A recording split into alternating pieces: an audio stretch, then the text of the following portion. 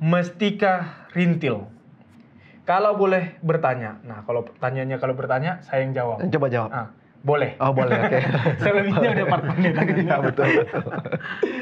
Misal ada orang yang sudah lama mengikuti keinginan dagingnya sampai dia sudah kehilangan Roh Kudus dalam hatinya. Bagaimana cara dia mengikuti kembali keinginan Roh? Ya. Terima kasih Shalom untuk mestika rintil, fungsi Roh Kudus. Dan Roh Kudus itu menurut catatan Alkitab salah satu contoh kalau boleh dibaca di dalam Yohanes pasal yang ke-16 ayat yang ke-8. Yohanes 16 ayat yang ke-8. Yohanes 16 ayat ke-8 bunyinya, dan kalau ia datang, ia akan menginsafkan dunia akan dosa, kebenaran, dan penghakiman. Jadi Roh Kudus itu menginsafkan. Menginsafkan artinya dia bujuk, dia yakinkan, dia nyatakan, dia tuntun sampai orang itu bisa insaf. Mungkin boleh baca juga ayat yang berikutnya, ayat yang ke-13.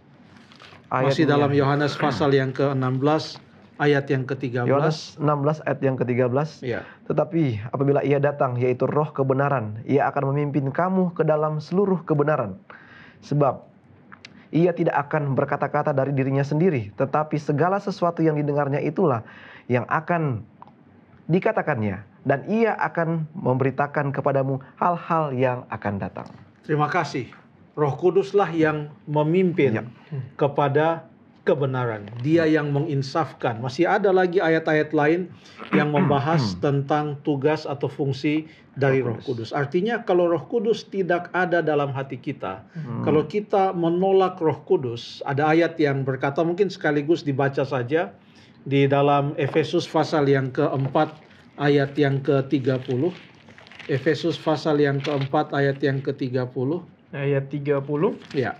Dan janganlah kamu mendukakan Roh Kudus.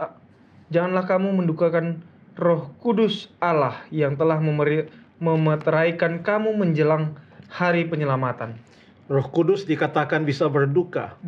Kenapa berduka? Oleh sebab ia terus ditolak, ia tidak diterima. Ia mau untuk bekerja di dalam hati kita, meyakinkan kita, menginsafkan kita, memimpin kita ke dalam kebenaran. Tapi kalau kita menolak dia, maka tidak ada yang bekerja di dalam hati kita. Dan keselamatan itu adalah kasih karunia Allah. Termasuk Roh Kudus yang bekerja dalam kehidupan kita. Itu adalah kasih karunia Allah. Sehingga dengan pekerjaan Roh Kudus, kita boleh dituntun dan mengambil keputusan untuk keselamatan. Yesus Kristus yang mati di atas kayu salib, Allah menjelma menjadi manusia, itu pun adalah bukti kasih karunia Allah. Tanpa itu kita tidak bisa mendapatkan keselamatan. Kalau tidak ada Roh Kudus dalam hati, kita tidak bisa dengan usaha kita sendiri. Contohnya Raja Saul. Ya. Kalau musik itu dimainkan, sudah pernah kita bahas ini, saya ulangi saja. Kalau musik itu dimainkan, wah teduh hati. Tapi musik itu tidak sehebat Roh Kudus. Karena begitu hilang itu pengaruh musik, selesai dia. Dia ambil itu lembing, dia tombak lagi, mau tombak lagi Daud, dia punya menantu. Karena selembut apapun musik itu bukan Roh Kudus. Kita membutuhkan Roh Kudus untuk menuntun kita, memperbaharui hati kita, dan menginsafkan kita. Jadi pertanyaannya adalah, kalau misalnya ia sudah lama mengikuti keinginan daging dan kehilangan Roh Kudus dalam hatinya, ini pun satu hal kita tidak tahu. Saya tidak tahu apakah Stephen sudah kehilangan Roh Kudus. Sedangkan Roh Kudus pun saya tidak bisa lihat. Roh Kudus yang bekerja, Yesus katakan di dalam Yohanes pasal yang ketiga, sebagaimana angin itu kita tidak bisa lihat, tapi kita hanya bisa melihat dari impak yang dilakukan oleh angin itu, ada pohon bergerak dan lain sebagainya. Demikian juga dengan pekerjaan Roh Kudus. Saya tidak tahu apakah Jeffrey ini sudah ditinggalkan Roh Kudus atau masih ada Roh Kudus. Siapa saya yang bisa mengetahui akan hal itu?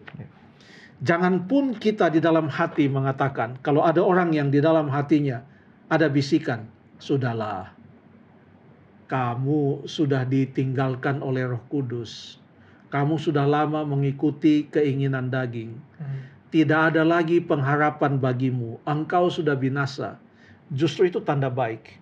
Karena bisikan setan itu diberikan kepada kita, karena setan melihat masih ada harapan ini orang. Jadi dia mau betul-betul menuntaskan tugasnya supaya kita betul-betul binasa tuntas.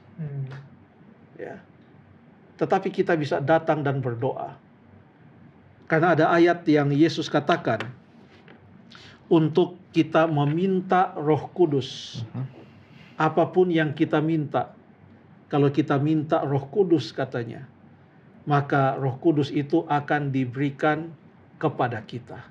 Akan diberikan kepada kita. Jadi bagaimana caranya? Berdoa, buka hati, minta Roh Kudus untuk datang kepada kita. Maka dia akan bekerja di dalam hati kita dengan segala perannya untuk menginsafkan kita dan memimpin kita kembali ke dalam kebenaran, melembutkan hati kita menjadi tempat di mana Roh Kudus berdiam, tempat di mana benih firman Tuhan itu boleh bertumbuh lagi lalu kemudian berbuah.